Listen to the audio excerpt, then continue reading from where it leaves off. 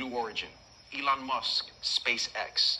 Anybody who's anybody in tech is looking at space technology and aerospace technology as the future. So that brings us to Miami, right? What does Miami have to offer? I just had the opportunity to tour a amazing school, right?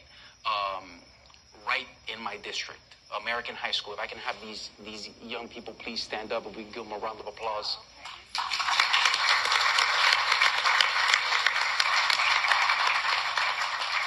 What does Miami have to offer, right? These guys are going to end up coming to FIU. I was about to ask.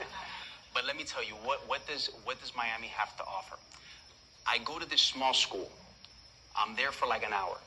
In 15 minutes, these 3 young people taught me how to fly an airplane on a simulator. Okay? But they understood aerodynamics. They understood engineering. They understood how an airplane flies, and they explained to me all the propulsion and all these crazy big words that I'm thinking of right now, right? They explained all of that to me. So why is that important? If you're going to take over an industry, the first thing you need to do is you need to create a pipeline.